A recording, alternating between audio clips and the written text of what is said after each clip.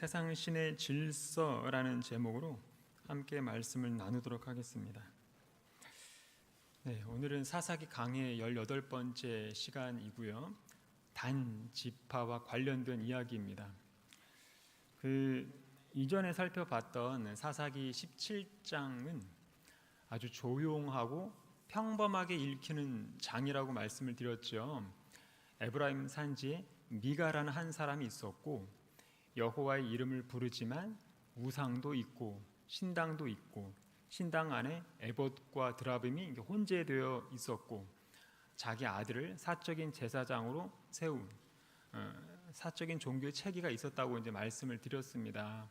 쉽게 말해서 미가의 집은 겉으로 보면 집 문패에 이 집은 이제 교인의 집 이렇게 이제 표시는 했지만 실제로는 하나님을 왕으로 모신 집이 아니라 자기 소견이 곧 왕이었던 그런 집인 거죠. 그래서 성경 저자는 미가의 집을 뭐라고 진단을 했죠? 그때에는 이스라엘의 왕이 없었으므로 사람마다 자기 소견에 옳은 대로 행하였더라, 이렇게 진단을 했던 거죠. 그런데 18장으로 넘어오면 상황이 조금 더 무서워지는 겁니다. 17장에서는 한 집의 이야기를 다루고 있다면 18장에서는 한 집의 우상이 한 지파의 종교로 굳어져 버리는 것을 이제 보여주고 있거든요. 이를테면 미가 집에 있던 신당이 이제는 한 단지파의 성소처럼 기능하게 된단 말이죠. 이런 식으로 한 사람의 왜곡된 신앙이 한 집을 오염시키고 한 집에 오염된 예배가 한 지파의 예배 체계를 규정하고 그 한 지파의 왜곡된 예배가 이스라엘 전체의 비극으로 확산이 되는 그런 과정을 아주 리얼하게 묘사하고 있는 겁니다. 그래서 오늘 본문이 우리에게 묻는 건 뭐냐면, 하나님 없이 찾은 길이 정말 길인가? 하나님 없이 세운 종교가 정말 예배라고 할 수 있는가? 하나님 없이 얻은 안정이 정말 안식인가? 답은 뭘까요? 우리는 알고 있죠. 머리로는 하나님이 중심이 아니면 어떤 길을 가든 그 길은 왜곡된 길이고, 하나님이 중심이 아니면 그 어떤 예배도 왜곡되고, 하나님이 중심이 아니면 그 어떤 성공도 왜곡되고, 마침내는 우상을 내 삶의 중심으로 세우게 된다는 얘기를 하는 겁니다. 1절 보겠습니다. 그때 이스라엘에 왕이 없었고, 자, 그런데 17장, 18장, 19장에 계속 반복되는 공식과 같은 문장이죠. 그래서 이 문장은 사사기 후반부 전체를 대표하는 문장이고, 이 내용은 단순히 왕의 부재를 언급하는 게 아니라 하나님의 통치가 사람들의 실제 삶의 기준으로 작동되지 않는 그런 시대를 뜻한다고 설명을 드렸죠. 그러면서 뒤에 뭐라고 나오냐면, 단 지파는 그때에 거주할 기업의 땅을 구하는 중이었으니 이는 그들이 이스라엘 지파 중에서 그때까지 기업을 분배받지 못하였음이라. 자, 여기서 우리가 조심해서 봐야 될 게 뭐냐면, 단 지파의 결핍이라는 건데, 단 지파는 아직 안정된 기업을 갖지 못했다고 나오잖아요. 한마디로 땅 문제, 정착하는 문제 등등 현실적인 그런 문제가 있었던 겁니다. 그러니까 사람은 그런 현실적인 결핍 앞에서 자기의 진짜 본 모습이 드러나게 된다는 거고, 그때 사람은 무엇을 기준으로 움직이는지가 드러나게 마련인 겁니다. 그런데 지금 단 지파는 현실적인 결핍 속에서 가장 먼저 하나님 앞에 엎드리지 않거든요. 그리고 언약의 그 하나님의 방식대로 길을 찾지도 않습니다. 뭐라고 합니까? 그때에 거주할 기업의 땅을 구하는 중이었으니, 그러니까 기업의 땅을 자기 주관대로 구한다는 거예요. 원래 이스라엘 모든 지파의 땅은 하나님의 뜻 가운데서 여호수아가 다 이렇게 분배를 끝냈고, 그래서 여호수아 19장에 보면 단 지파가 분배받은 기업도 나오거든요. 그런데 단 지파는 애초에 분배 끝난 그 땅으로 들어가지 못하고 떠돌아다니는 처지가 된 것을 지금 1절이 보여주고 있는데 왜 이렇게 된 걸까요? 자, 다른 지파들은 기업을 분배받은 이후에 다들 들어가서 용감하게 싸웠지요. 하나님이 들어가라고 주신 그 약속의 땅에서 가나안 족속을 이제 몰아내라는 명령을 물론 완전하지는 않아도 대부분 그 명령을 완수했단 말이죠. 그런데 유독 단 지파만은 그 명령에 전혀 순종하지 않았던 겁니다. 그래서 사사기 1장에 보면 단 지파가 너무 주저하고 우유부단했기 때문에 오히려 현지 가나안 원주민들에 의해서 산지로 쫓겨나는 처지가 되었다고 나오거든요. 사사기 1장 34절에 보면 아모리 사람이 단 자손을 산지로 쫓아들이고 골짜기에 내려오기를 용납지 아니하고, 그러니까 단 지파는 하나님께서 기업으로 주신 땅인데도 불구하고 자기들이 들어가지 못하고 오히려 지금 쫓겨나는 수모를 당하게 됩니다. 그러면서 산 골짜기에서 이제 유목 생활을 하게 되는데, 시간이 지나면서 이제 유목 생활보다는 정착하면서 농작물도 이렇게 좀 심고 재배해서 먹을 수 있는 그런 안정적인 땅을 갖고 싶어 했던 거예요. 그게 이제 오늘 본문 1절의 내용인 거죠. 그러니까 단 지파는 자칭 하나님의 백성이기는 하지만 약속의 기업에 들어가지 못했기 때문에 가장 미약하고 가장 불순종한 백성을 대표한다고 볼 수 있는 겁니다. 그래서 계시록 7장에 보면 이스라엘 자손의 각 지파 중에서 유독 단 지파만 그 천국의 영광에서 빠진 것 자체가 의미심장하거든요. 인 맞은 자들의 14만 4천 명인데 거기 보면 오직 단 지파만 빠진 것을 알 수 있습니다. 그렇기 때문에 단 지파는 어떻게 보면 지난번에 살펴봤던 미가와 똑같은 삶을 살았던 사람들입니다. 하나님께 전혀 순종하지 않은 거예요. 하나님의 율법은 있었지만 그 율법은 그저 형식적으로만, 폼으로만 율법을 달고 살았던 지파가 바로 단 지파입니다. 그래서 미가와 단, 이 둘은 전부 하나님과의 관계가 변질된 전형적인 시대 정신을 대표한다고 할 수 있는 겁니다. 한마디로 누구든지 미가와 같은 삶을 살아가면 그 결과는 단 지파처럼 된다. 이런 식으로 아주 현실적인, 아주 실제적인 그런 현실 교과서처럼 우리한테 보여주고 있는 겁니다. 본문이.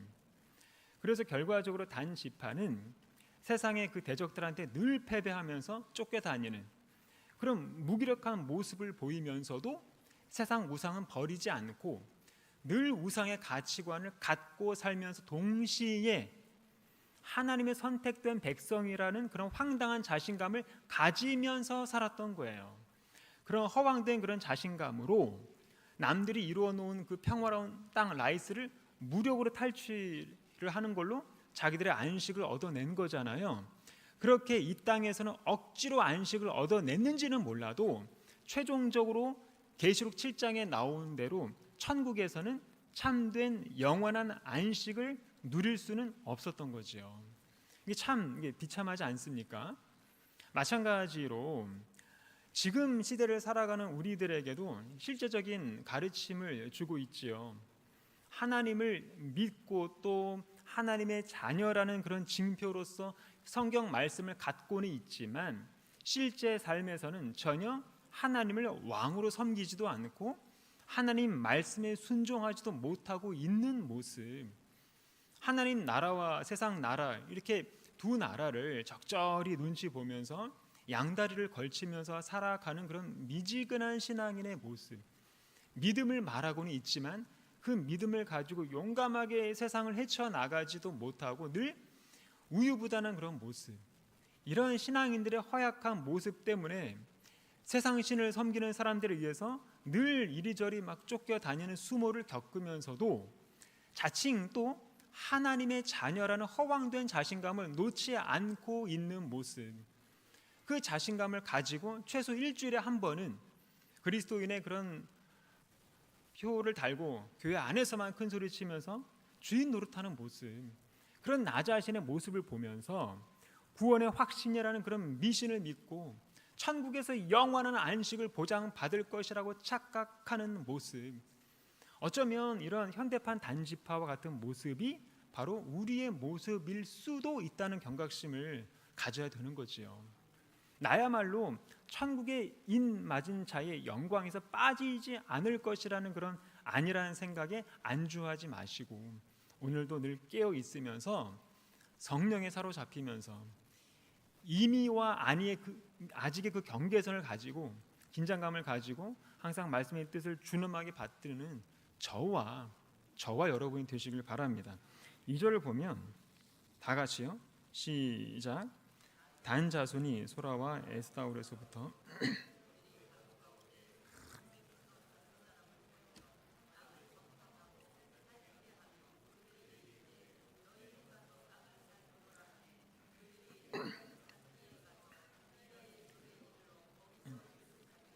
네, 여기 보면 정탐을 보내죠. 겉으로 보면 이 장면은 여호수아 시대를 떠올리게 하거든요. 가데스 바네아에서의 정탐, 그리고 여리고 앞에서의 정탐. 그런데 여호수아의 정탐은 하나님의 약속을 받고 나서 그 약속의 땅으로 움직이는 그런 믿음의 순종이었다면, 지금 2절의 정탐은 성격이 완전 다르지요.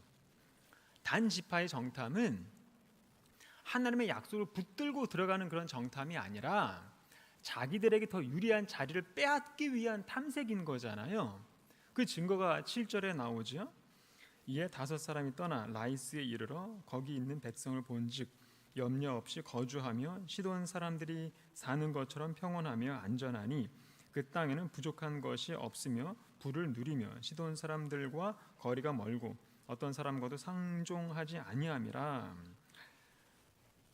무슨 말이냐면 라이스 사람들은 평안하고 조용하게 살아가는 사람들이고 그 땅도 아주 평화롭고 좋은 땅이라는 거잖아요. 더 중요한 거는 그 백성이 염려 없이 거주한다. 그러니까 방비를 하지 않는 그런 약한 민족이라는 얘기입니다. 그런 땅을 발견해 놓고는 뭐라고 지금 명분을 지어내고 있습니까? 10절에 보니까 하나님이 그 땅을 너희 손에 넘겨주셨느니라. 아니, 자기 탐욕으로, 자기 소견으로, 자기 비전으로 밀고 나가면서 그거를 하나님의 인도하심이라고 명분을 삼고 있는 거예요. 처음에 단지파가 여호수아 19장에서 땅을 분배받을 때는 원주민의 세력이 워낙에 셌기 때문에 딱 봐도 고생할 것 같으니까 하나님이 그 땅을 너희 손에 넘겨주셨느니라 이런 말은 찍소리도 못하고 오히려 산 골짜기로 쫓겨다녔으면서 이제는 자기들보다 훨씬 약한 만만한 상대를 보면서는 하나님이 그 땅을 너희 손에 넘겨주셨느니라. 어떻습니까? 이 말이 우리에게 굉장히 익숙하지 않습니까?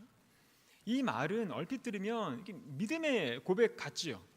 그래서 지금도 많은 그리스도인들이 이런 고백을 하면서 살아가거든요. 그런데 그 중심이 뭘까요? 하나님이 아니라 온통 자기 중심이라는 거죠. 9절에 나오듯이 그 땅을 본즉 매우 좋고 평화롭고 우리가 살기에 넓은 땅이고 세상에서 부족한 것이 하나도 없다. 우리가 살기에, 그러니까 이 사람들의 판단 기준은 철저히 자기 자신인 거예요. 우리가 살기에 좋은가? 우리가 쉽게 차지할 수 있는가? 우리 앞길의 풍요가 보장이 되는가? 안전한가? 사역의 환경이 괜찮은가? 이런 관점이 전부인 거고 거기 어디에도 하나님의 언약은 없습니다. 그러니까 단지파는 하나님이 거하라고 하신 땅이 아니라 자기들 보기에 옳고 자기들 보기에 좋아 보이는 길을 찾은 거지요. 그래 놓고 하나님이 우리를 인도해 주셨다? 이거는 하나님을 만홀히 여기는 심각한 죄라는 것을 모른다는 거예요. 지금도 늘 하나님의 뜻보다 자신들에게 유리한 길을 찾고 순종보다는 내가 덜 손해볼 수 있는 길을 찾고 말씀보다는 수치적인 확률이 더 높은 길을 따지면서 명분은 하나님의 인도하심이고 하나님의 축복이라고 자신의 신앙을 호도하고 있는 사람들이 얼마나 많은지 모릅니다. 지금도. 그리고 또 단 지파의 뒤틀린 종교심을 잘 보여주고 있는 구절이 바로 5절입니다.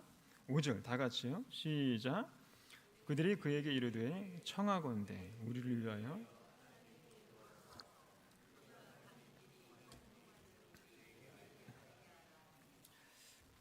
네, 이 구절도 겉으로만 보면 되게 신앙적이죠. 그리고 요즘 시대 많은 그리스도인들의 이 신앙의 태도이기도 하거든요. 하나님께 물어보자. 하나님의 뜻을 한번 확인해 보자. 하나님께서 형통하게 하시는지 한번 알아보자. 뭐 아주 경건하게 들려요. 들리기는. 그런데 전체 문맥으로 보면 이 고백은 순수한 신앙의 고백이 아니라 이미 자기 길을 다 정해놓고 그 길에 대해서 종교적인 보증을 받고 싶어하는 심리잖아요.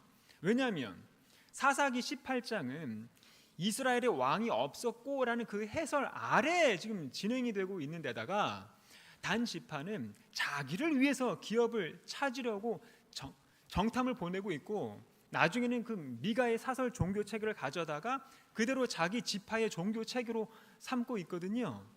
한마디로 18장의 전체 흐름은 하나님의 통치에 대한 순종이 아니라 자기 소견과 자기 유익을 더 우선시하는 쪽으로 흐르는 것을 지금 보여주고 있다는 거죠. 쉽게 말해서 단 지파 사람들은 하나님의 뜻을 묻고 싶은 게 아니라 자기들이 가고 싶은 방향대로 이미 움직이기 시작한 상태라는 거죠.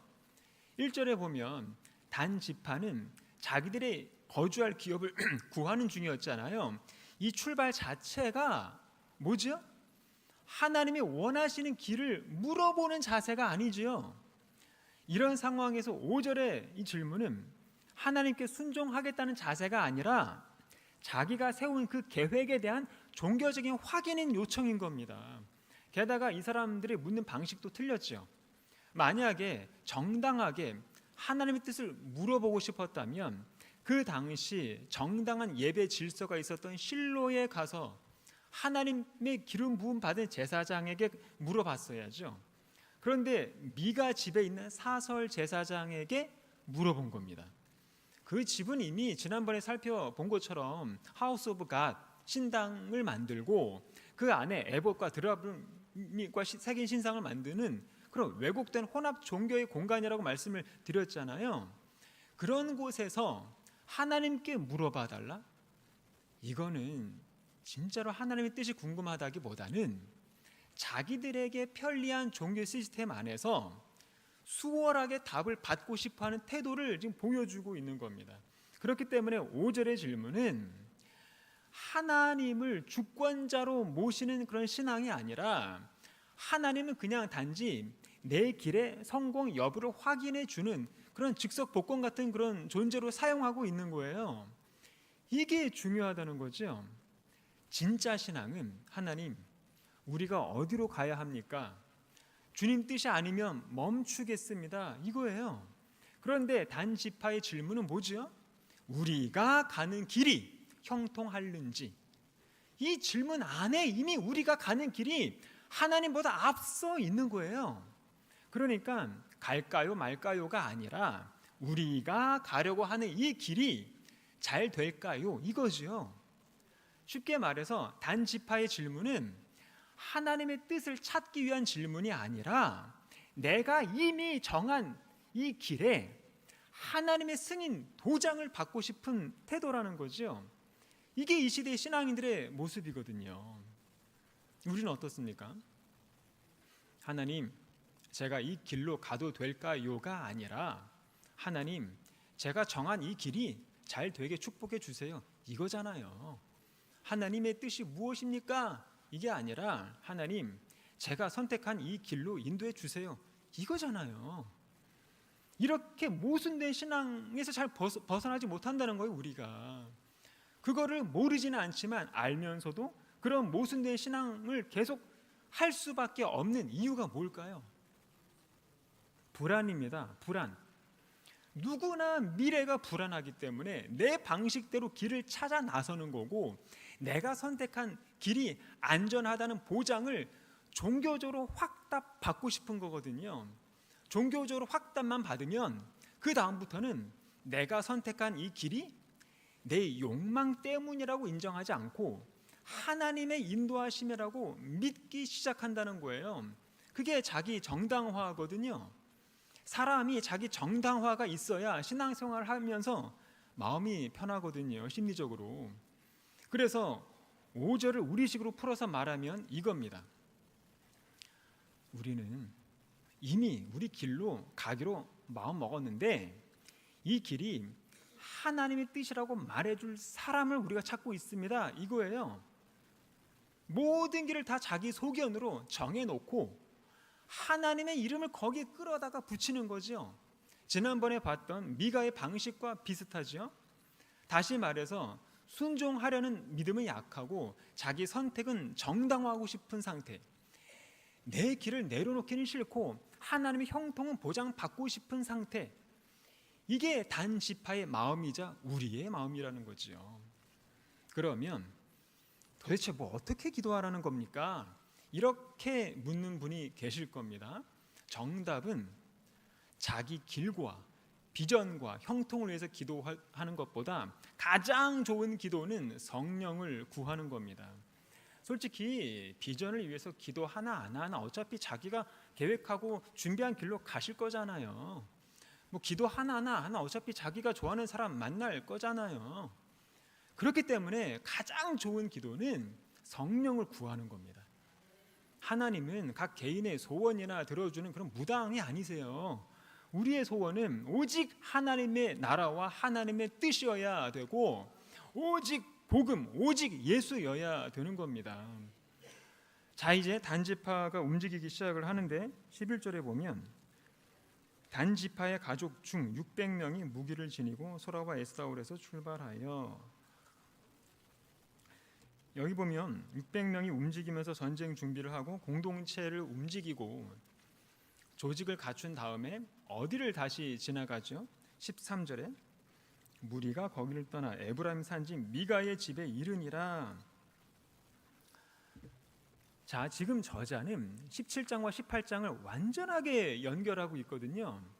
이 말은 18장 자체가 무슨 새로운 이야기가 아니라 17장에서 미가 집안에 형성된 사적인 이 혼합 종교의 이 체계가 18장에서 단지파 전체에 그대로 흡수 확장되고 있는 것을 지금 실제적으로 보여주고 있는 겁니다. 그 증거가 이제 14절이잖아요. 이 집에 에봇과 드라빔과 새긴 신상과 부어 만든 신상이 있는 줄을 너희가 아느냐. 그런즉 이제 너희는 마땅히 행할 것을 생각하라 하고, 이게 비극적이라는 거예요. 왜냐하면 이 사람들이 미가의 집을 둘러보면서 와, 이건 아니지. 하나님 믿는다는 사람이 이건 아예 아니다. 이거는 하나님 뜻이 아니다. 이렇게 나와야 되는데 그게 아니라 뭐라는 거죠? 너희는 마땅히 행할 것을 생각하라. 무슨 말입니까? 미가가 만든 이 종교 방식을 우리도 같이 따라할 방법을 생각하자, 이거예요. 얼마나 안타깝습니까?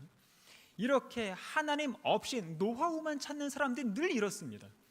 교회마다 돌아다니면서 좋은 시스템을 배워보겠다고 하면서 그죠? 자기 길에 유리한 종교, 자기 성공에 도움이 되는 종교, 자기 공동체를 정당화하는 종교, 진리 대신에 나를 위로해주는 종교, 하나님의 뜻이 아니라 내 계획을 지지해주는 종교만을 만들어낸다는 것을 알아야 됩니다.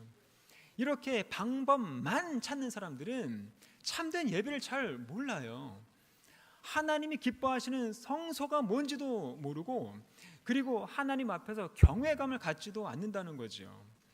그래서 18절에서 결국 어떻게 합니까?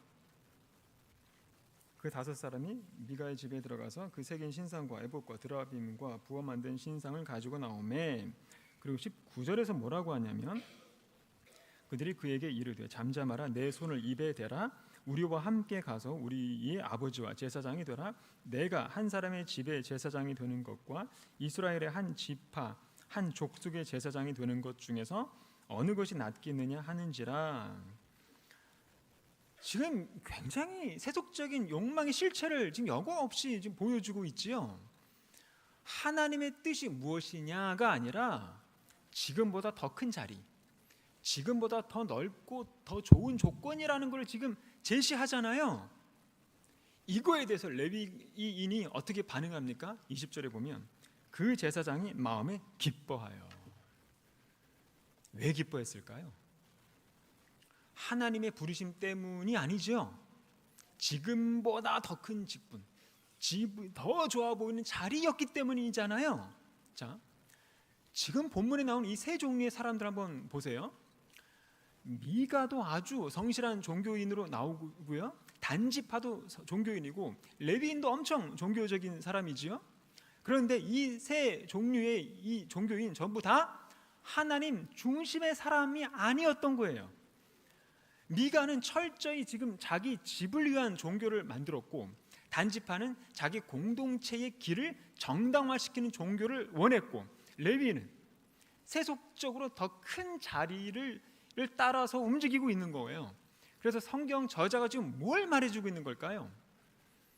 종교가 있다는 것과 하나님이 계시다는 것은 절대적으로 다르다는 사실이고, 제사장이 있다고 해서 참 예배가 있는 것은 아니라는 사실인 거예요. 하나님의 이름을 부른다는 것과 하나님이 왕 되신다는 것은 다르다는 사실을 지금 보여주고 있는 겁니다. 그래서 우리도 늘 물어야 되는 거예요. 나는 지금 하나님을 찾고 있는가? 아니면 나한테 유리한 종교 시스템, 노하우만을 찾고 있는가? 나는 지금 진리를 원하는가? 아니면 나를 위로해주는 신앙을 원하는가? 나는 지금 하나님의 말씀 앞에 굴복하고 있는가? 아니면 내 계획을 지지해주는 하나님을 원하고 있는가? 이 질문 앞에 솔직하게 직면해 보시기를 바랍니다. 자, 이제 단지파가 결국 이제 미가의 집에서 우상과 그 종교 도구를 이제 제사장까지 뺏어 오지요. 그거를 알게 된 미가가 뒤쫓아오면서 이렇게 말합니다. 24절 다 같이요. 시작. 미가가 이르되 내가 만든 신들과 제사장을 빼앗아 갔으니.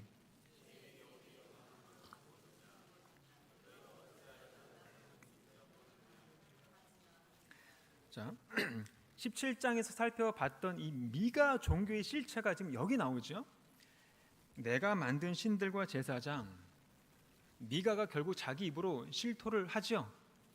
그러니까 미가 집에 있던 신앙체계는 뭐라는 거예요? 하나님이 주신 것이 아니라 내가 만든 신들이고 내가 만든 제사장이다, 이런 얘기잖아요. 이게 우상의 정체라는 거죠. 우상은 결국 내가 만든 것들이고 내가 만들었기 때문에 정작 위기의 순간에 나를 지켜주지 못하고 빼앗기게 되는 것을 지금 보여주고 있지요. 겉으로 볼 때 미가는 하나님을 믿는 사람처럼 보이지만 실제로는 뭐였습니까? 하나님이 아니라 자기 손으로 만든 안전 종교, 자기 방식으로 조립한 그런 신앙 체계를 지금 버팀목으로 삼고 있었다는 사실을 지금 여실히 지금 여기 드러나고 있잖아요. 그래서 그게 빼앗기니까 뭐라고 합니까? 내게 오히려 남은 것이 무엇이냐? 자, 잘 보시면 지금 미가가 하소연하면서 지금 단지파에게 따지는 게 지금 뭐죠? 하나님을 잃어버렸기 때문이 아니에요. 자기가 만든 그 신들과 만든 제사장이 빼앗겼기 때문이잖아요. 이게 우상을 가진 사람들의 이 내면의 상태라는 거예요. 마찬가지로 지금 시대 사람들은 하나님을 잃어버렸다고 슬퍼하지 않아요. 자기가 붙들어 왔던 우상, 자기가 의지해 왔던 우상을 잃어버리면 극도의 혼란에 빠지면서 흔들린다는 거죠. 내가 하나님 대신에 붙들면서 살아왔던 그런 것이 흔들리면 마치 모든 게 사라진 것처럼 무너지거든요. 그게 누군가에게는 돈일 수도 있겠고, 사업일 수도 있겠고, 명예일 수도 있겠고, 자녀의 실패일 수도 있겠고, 배신한 애인일 수도 있겠고, 또는 목회자에 대한 신뢰가 무너져서 오는 경우도 있고 그렇거든요. 그럴 때 극도의 붕괴가 일어나는 사람들의 공통점은 뭐냐면 자기 신앙의 중심이 하나님이었던 적이 없는 거예요. 전부 자기가 만든, 자기가 만든 신앙의 체계 속에서 살아왔던 거고, 그 신앙의 체계가 영원히 견고할 거라고 믿었던 거죠. 그런데 그 신앙의 체계가 무너지니까 이제 나한테 남은 게 무엇이냐, 그러면서 극도의 좌절감에 지금 빠지고 못 일어나게 되는 거죠. 그렇기 때문에 우리도 눈에 보이는 현실의 그 우상에 속지 말아야 됩니다. 그리고 솔직히 진짜 좋은 것들은 눈에 안 보이는 것들이잖아요. 그래서 야고보도 뭐라고 합니까? 내 사랑하는 형제들아, 속지 말라. 온갖 좋은 은사와 온전한 선물은 다 위로부터 빛들의 아버지께로부터 내려오나니 그는 변함도 없으시고 회전하는 그림자도 없으시니라. 온전한 선물, 이거는 진짜 좋은 선물, 그런 걸 말하지요. 솔직히 이 세상에 있는 것들은 그냥 좋아 보일 뿐이지 진짜로 좋은 거는 아니거든요. 그런데 진짜 좋은 것들은 다 어디서 온다는 거예요? 위로부터, 빛들의 아버지께로부터 내려온다. 그래서 볼 수 없습니다. 빛이 눈에 보입니까? 빛이 보이는 이유는 빛에다가 색을 입혔기 때문인 거고, 그리고 어둠과 먼지가 있어서 빛이 보이는 거지 진짜 빛은 보이지 않지요. 그 빛들의 아버지께서 주시는 가장 좋은 선물은 내 영혼의 눈으로만 볼 수 있거든요. 그렇기 때문에 자꾸만 내 육신의 눈으로 좋아 보이는 그런 헛된 것 쫓아다니지, 그런 인생은 없기를 바랍니다. 그래서 우리도 하나님이 주시는 그 가장 좋은 선물을 자꾸 눈으로 보려고 하지 마시고, 그리고 도마처럼 손가락으로 확인하지도 마시고 그냥 마음으로 믿으시기를 바랍니다. 27절을 보면 단 자손이 미가가 만든 것과 그 제사장을 취하여 라이스에 이르러 한가하고 걱정 없이 사는 백성을 만나 칼날로 그들을 치며 그 성읍을 불사르되 그들을 구원할 자가 없었으니 그 성읍이 베드르홉 가까운 골짜기에 있어서 시돈과 거리가 멀고 상종하는 사람도 없음이었더라. 단 자손이 성읍을 세우고 거기 거주하면서. 자, 여기서 정말 무서운 장면이 나오죠. 지금 단 지파는 하나님의 뜻에 순종하면서 전쟁을 하는 게 아니잖아요. 자기들한테 유리한 대상만을 찾아서 평온하고 방비가 약한 백성만을 지금 공격하는 걸로 자기들 목적을 달성하겠다는 거잖아요. 이거는 하나님이 허락하신 기업도 아니고 하나님이 인도하신 길도 아니고 그저 자기들 소견에 오른 대로 지금 결정하는 폭력인 거죠. 그래 놓고 마치 하나님께서 허락하신 것처럼 그렇게 자기 합리화를 시킨 거잖아요. 10절에 보면.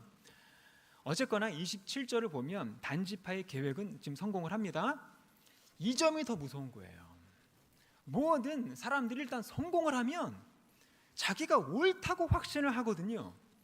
땅을 얻었으니 자기의 계획이 맞았다고 생각을 하고, 그것 때문에 온 가정에 화평이 찾아왔으니 정당하다고 생각을 하고, 내 비전대로 이루어졌으니 하나님께서 형통하게 하신 걸로 착각을 하고, 사람들이 늘어났으니 우리의 방식이 맞았다고 착각을 한다는 거지요. 하지만 성경은 그렇게 말하지 않습니다. 29절에 보면 이스라엘에게서 태어난 그들의 조상 단의 이름을 따라 그 성읍을 단이라 하니라. 그 성읍의 본 이름은 라이스였더라. 지금 여기서도 지금 성경 저자가 고발을 하지요. 단 지파가 차지한 그 성읍의 본래 이름은 단이 아니라 라이스였더라 라는 사실을 적시하면서 단 지파의 불순종을 또 한번 짚어주고 있는 겁니다. 단 지파가 원래 처음에 여호수아로부터 분배받은 땅은 여기 라이스 지역이 아니라 가나안 서쪽 지역 평야 쪽이었단 말이죠. 그런데 그 지역을 차지하지 못하고 되려 아모스 사람한테 산지로 쫓겨나고 나서는 평지로 내려오지 못하게 됐잖아요. 그렇게 불안전하게 이제 살아가다가 이제 새 땅을 찾아다니면서 지금의 라이스 지역을 발견하고는 점령하게 된 건데, 그러고는 이 땅은 이제 우리 기업이다라는 뜻으로 그 성읍을 이름을 단이라 이름을 표가리를 하고 있는 거예요. 그 성읍을 단이라 하디라. 어쨌거나 단 지파가 겉으로는 많은 땅을 차지해서 성공적으로 화평의 업적을 이루어냈을지는 몰라도 하나님의 뜻과 전혀 상관없는 그런 업적은 성경에서 전혀 인정하지 않고 있다는 것을 지금 보여주고 있는 겁니다. 그 성읍의 본 이름은 라이스였더라. 단과 아니다. 이런 30절에 보면 단자손이 자기들 위해 그 새긴 신상을 세웠고, 자, 그렇게 빼앗은 땅을 또다시 우상의 성읍으로 만들어 버리는 건데, 여기 보면 또 자기들을 위하여라고 나오죠. 처음에 길도 자기들을 위하여, 땅도 자기들을 위하여, 종교도 자기들을 위하여, 지금 여기 우상도 자기들을 위하여, 모든 게 다 자기들을 위하여 지금 세운 거예요. 그리고 마지막 절에 아주 날카로운 고백을 또 이어가고 있는데 30절 뒤에 보면 뭐라고 나오냐면, 모세의 손자 게르손의 아들 요나단과 그 자손은 단지파의 제사장이 되어 이 백성이 사로잡히는 날까지 이르렀더라. 이 구절을 보면 얼마나 충격적인지 몰라요. 모세의 손자 게르손의 아들 요나단과 그 자손, 무슨 말입니까? 우리가 지금까지 살펴본 이 레위인이 자기의 유익을 위해서 얼마든지 세상 우상을 만들면서 섬기고 또 세속적인 타협을 하면서 살아왔던 이 레위인이 뭐라고요? 모세의 직계 자손이었다는 얘기를 하는 거예요. 와, 그래서 이걸 보면서 뭘 느끼게 되냐면, 각 사람은 하나님을 개인적으로 만나야 된다는 거예요. 무슨 믿음의 4대 손이니 뭐 믿음의 명문 가문이라느니 부모님이 아주 훌륭한 그리스도인이라느니 그거 다 필요 없습니다. 그런 것들이 나를 하나님의 신실한 백성으로 만드는 데 있어서 아무런 보장도 해주지 않는다는 거예요.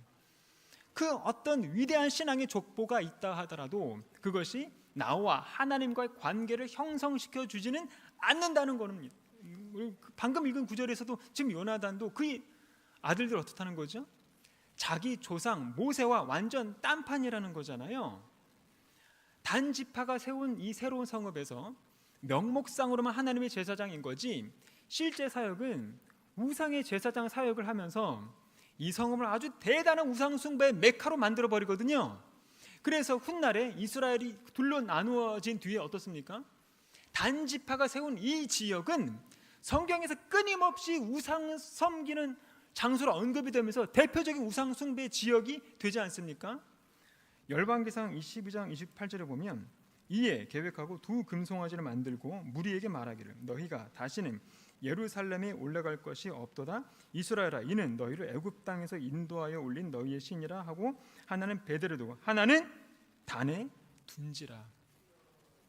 멸망할 때까지 이렇게 가요. 이게 뭘 교훈하고 있는 걸까요, 저자가? 아무리 위대한 영적 유산을 가진 집안이라고 하더라도 그 집안의 신앙적인 혈통이 내 개인의 신앙을 보장하지는 않는다는 사실을 지금 말하고 있는 겁니다. 부모가 믿음의 유산은 줄 수는 있겠지요.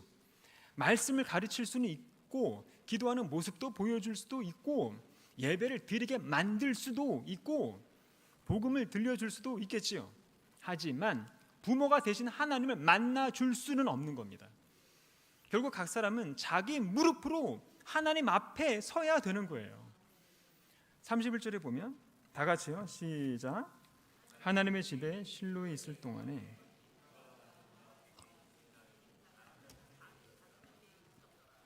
자, 이거는 그 당시 하나님의 집은 이미 실로에 있었다는 사실을 지적하고 있는 겁니다. 저자가 다시 말해서 하나님이 정하신 성소가 이미 있었다. 하나님이 정하신 예배 초소가 이미 있었다. 하나님이 정해놓은 그 길과 질서가 이미 있었다. 하지만 미가가 만든 신상이 단자손에게 있었다. 무슨 말이죠? 이 당시 하나님이 안 계신 게 아니에요. 하나님의 집이 없었던 것도 아니에요. 하나님의 말씀이 없었던 것도 아니에요. 예배 성소가 없었던 것도 아니에요. 그런데도 이 시대 사람들은 자기들을 위하여 신상을 만들었다고 고발하고 있는 겁니다. 그래서 지난번 말씀과 연결되고 있지요. 지금 우리도 마찬가지라는 거예요. 하나님의 집은 있는데 여전히 내가 만든 내 신앙을 붙들고 있지는 않은가. 하나님의 말씀은 있는데 여전히 내 소견을 기준 삼고 있지는 않은가? 하나님이 왕이신데 여전히 내 삶의 왕좌에 내가 앉아 있지는 않은가? 지금 단지파는 원하는 땅을 얻었어요. 풍족한 도시를 건설했고 자기만의 신앙 체계도 다 세웠지요. 꿈을 다 이루었어요. 하지만 하나님 없이 얻은 땅은 결국 안식이 아니었고, 하나님 없이 세운 그 도시는 결국 시온이 아니었고, 하나님 없이 세운 개척한 그 종교는 결국 참 예배가 아니었다는 것을 지금 말씀하고 있는 겁니다. 이게 사사기 18장이 보여주는 비극인 거죠. 그래서 오늘 본문이 어떤 교훈을 주고 있을까요?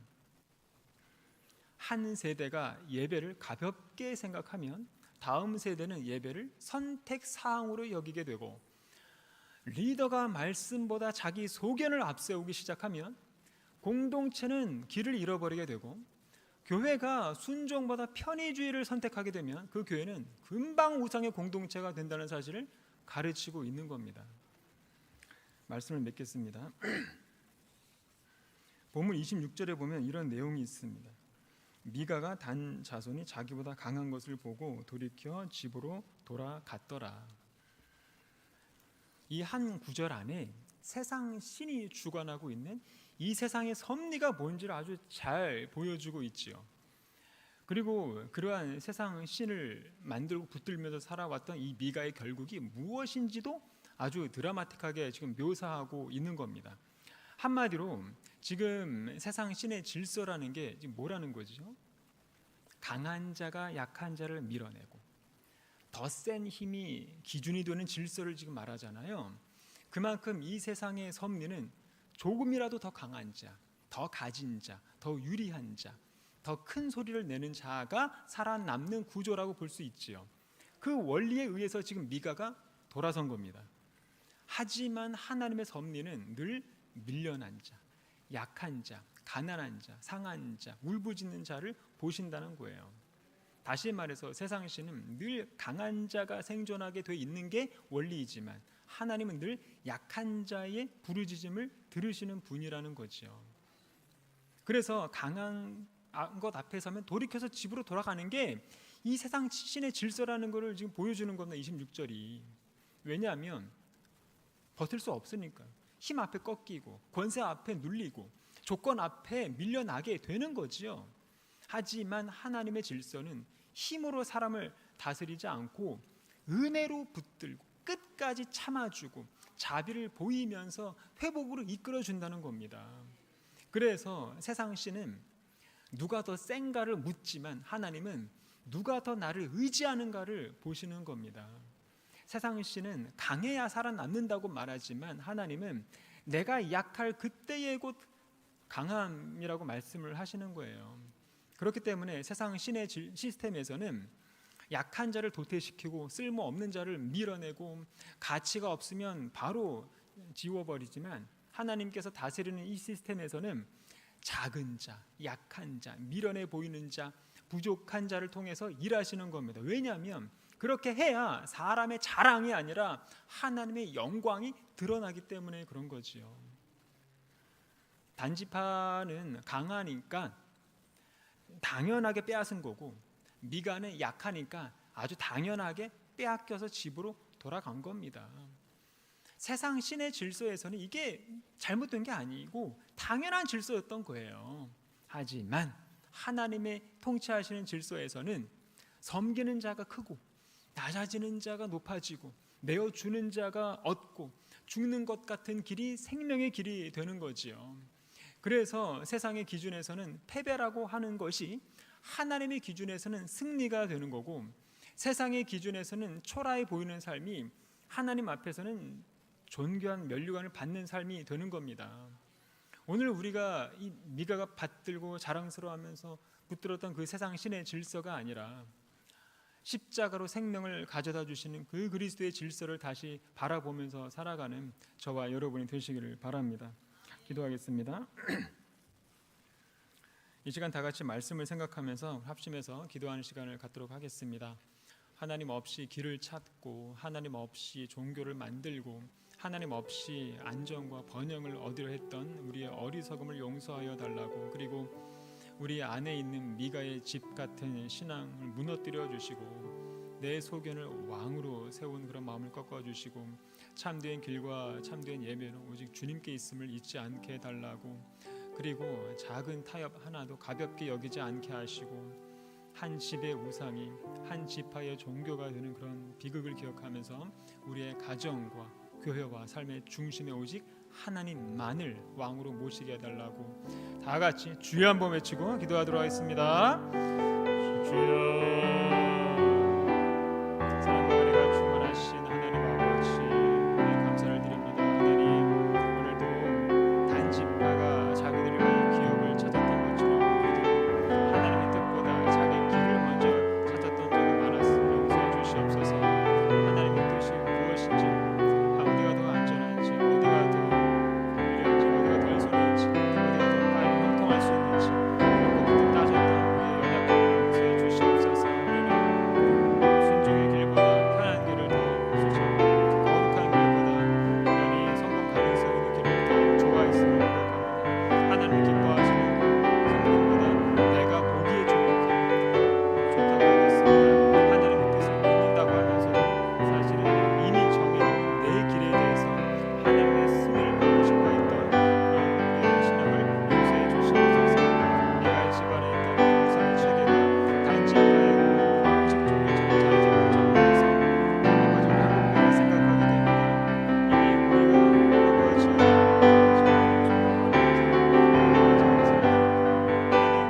세우고 지나는지 내 삶의 내 신앙의 지혜를 세우는지 예배를 드린다고 삶의 중심 하나님 사람의 만족이 되지 않는지 돌아보게 해주시옵소서.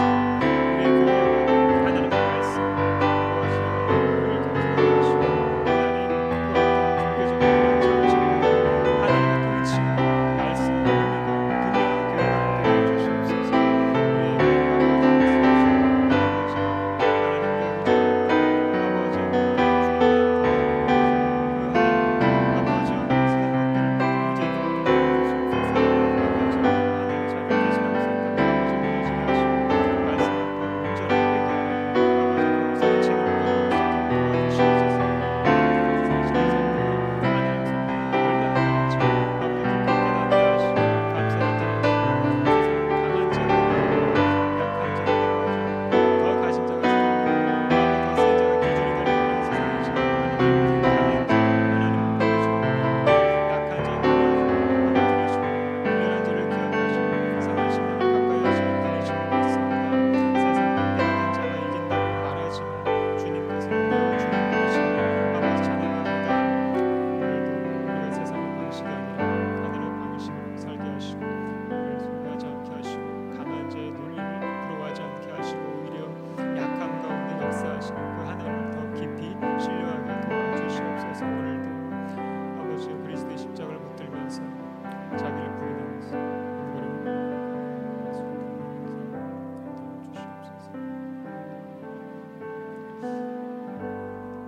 사랑과 은혜가 충만하신 하나님 아버지 은혜에 감사를 드립니다. 오늘 사사기 18장의 말씀을 통해서 우리의 길과 우리의 신앙과 우리의 중심을 돌아보게 하시니 감사를 드립니다. 단지파처럼 하나님의 뜻보다 내게 유리한 길, 편한 길, 안전한 길을 먼저 찾았던 우리의 마음을 용서하여 주시옵소서. 하나님께 묻는다고 하면서도 사실은 이미 정해놓은 내 길에 대한 형통만 확인받고 싶어 했던 그런 모순된 믿음을 불쌍히 여겨 주시옵소서.